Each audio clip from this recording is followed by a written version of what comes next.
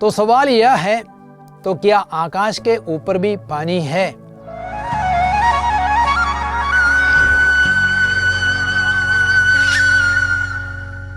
Bible से सवाल एवं जवाब, questions and answers from Bible. उसके दूसरे एपिसोड में मैं आप सबों का हार्दिक स्वागत करता हूं और इस समय उत्पत्ति ग्रंथ के कुछ सवालों का जवाब देने का मैं प्रयास करूंगा।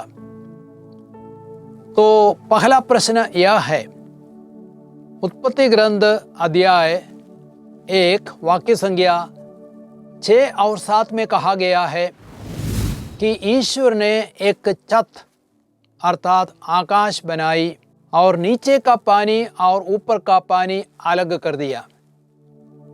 तो सवाल यह है, तो क्या आकाश के ऊपर भी पानी है? उसके जवाब में मैं यही कहना चाहूंगा, उत्पत्ति ग्रंथ अध्याय 1 वाक्य संख्या 6 और 7 में हम पढ़ते हैं, ईश्वर ने कहा पानी के बीच एक छत बन जाए जो पानी को पानी से अलग कर दे। और ऐसा ही हुआ। ईश्वर ने एक छत बनाई और नीचे का पानी और ऊपर का पानी अलग कर दिया। ऐसे तो पानी के कई रूप होते हैं, जैसे कि बर्फ, बादल, भाप एवं द्रव। आकाश के ऊपर का पानी इन रूपों में पाए जा सकते हैं। बर्फ ओले या पाले हो सकते हैं। स्तोत्र ग्रंथ अध्याय 78 वाक्य संख्या 47 में हम पढ़ते हैं, उसने ओलों से उनकी दाखबारियों को नष्ट किया और पाले से उनके गूलर के पेड़ों को। बर्फ ओले या पाले के रूप में पृथ्वी पर गिर सकता है। बादल पानी का एक दूसरा रूप है।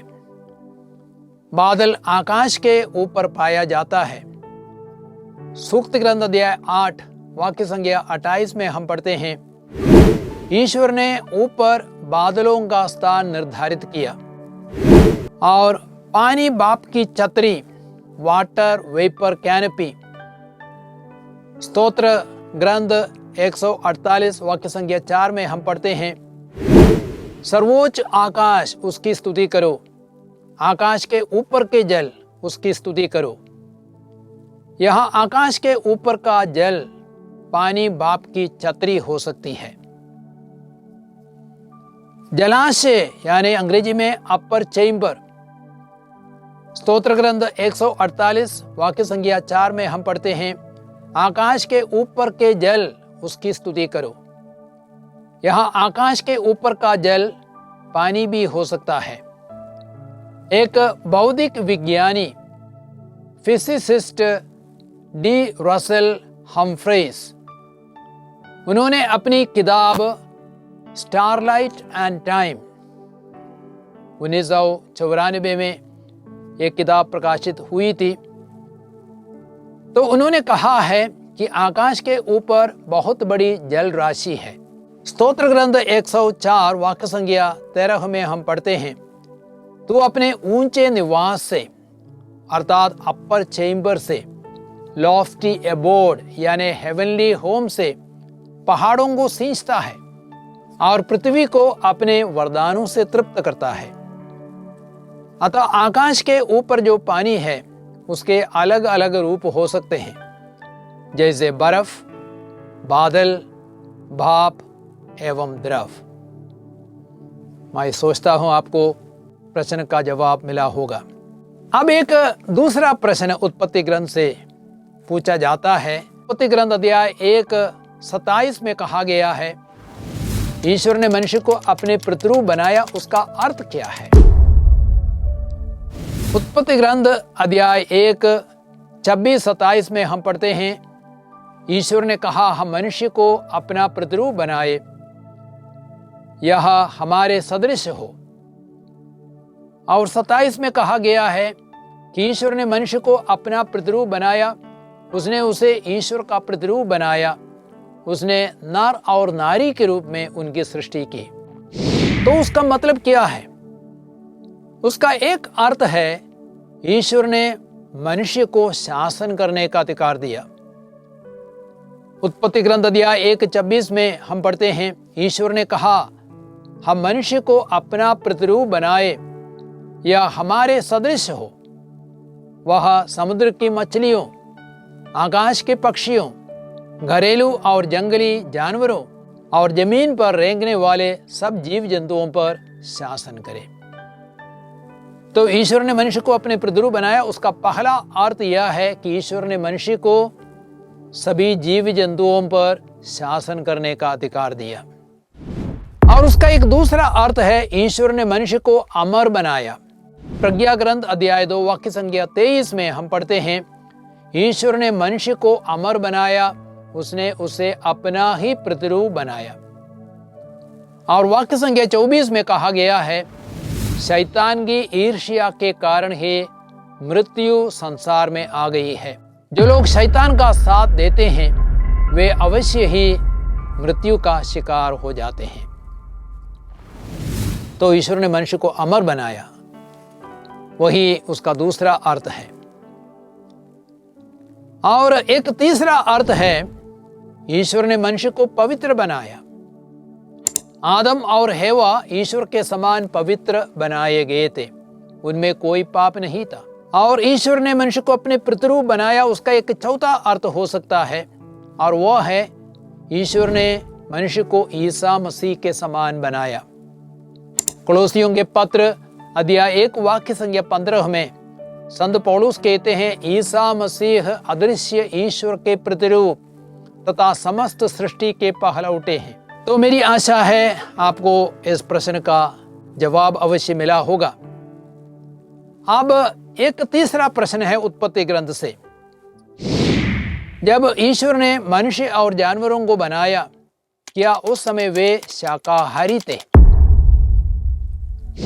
उसका जवाब है जी हाँ, मनुष्य और जानवर दोनों पहले शाकाहारी थे। पाप और पृथ्वी पर पाप के बाद मनुष्य और कुछ जानवर मांसाहारी बने।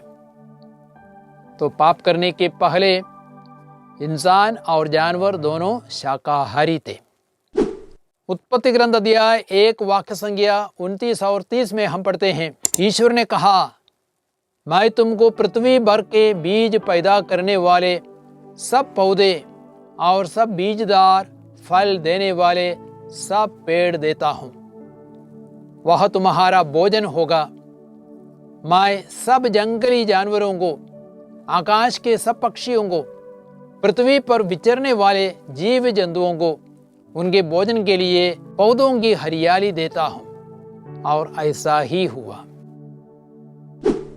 लेकिन पाप एवं बाढ़ के बाद ईश्वर ने कहा, उत्पत्ति ग्रंथ अध्याय 9 वाक्य संख्या 3 में हम पढ़ते हैं, हर विचरने वाला प्राणी तुम्हारे भोजन के काम आएगा। मैं हरी वनस्पतियों के साथ ये सब तुम्हें दिए देता हूं। आज कई डॉक्टरों का कहना है कि शाकाहारी भोजन बेहतर है, क्योंकि उसमें प्रोटीन की मात्रा अधिक है और पाचन शक्ति बढ़ाता है। अब उत्पत्ति ग्रंथ से एक चौथा प्रश्न है। प्रभु ने कहा, अकेला रहना मनुष्य के लिए अच्छा नहीं है, इसलिए मैं उसके लिए एक उपयुक्त सहयोगी बनाऊंगा। उत्पत्ति ग्रंथ अध्याय 2 वाक्य संख्या 18।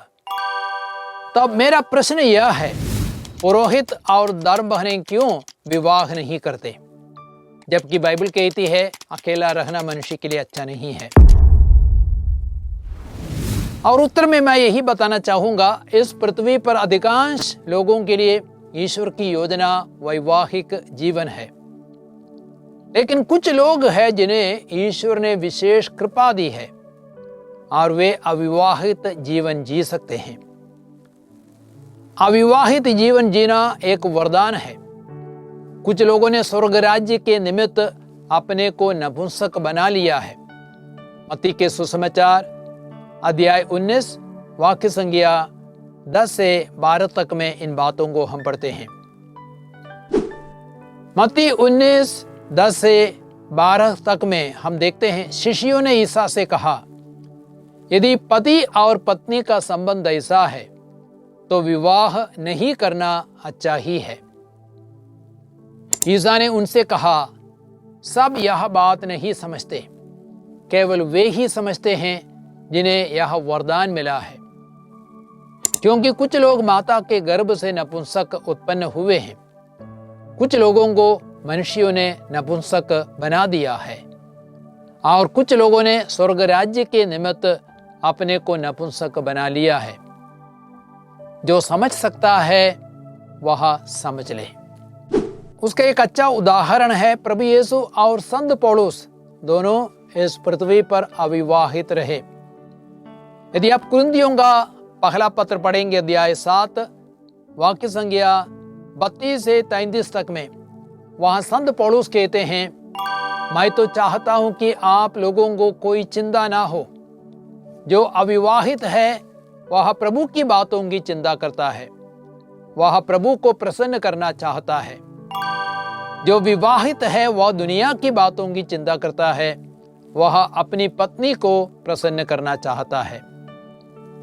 जब अविवाहित जीवन जीते हैं, हम स्वर्ग के जीवन को पृथ्वी पर जीते हैं। मत्ती के सुसमाचार अध्याय 22 वाक्य संख्या 29 और 30 में हम पढ़ते हैं, ईसा ने उन्हें उत्तर दिया, तुम लोग ना तो धर्म ग्रंथ जानते हो और ना ईश्वर का सामर्थ्य, इसलिए भ्रम में पड़े हुए हो। पुनरुत्थान में ना तो पुरुष विवाह करते और ना स्त्रियां विवाह में दी जाती है, बल्कि वे स्वर्गदूतों के सदृश होते हैं। मेरी आशा है आपको इन सवालों का जवाब मिला है। तो प्रभु आपको आशीर्वाद दे। पिता, पुत्र, पवित्र आत्मा आपको आशीर्वाद प्रदान करे। आमीन। सबको जय यीशु।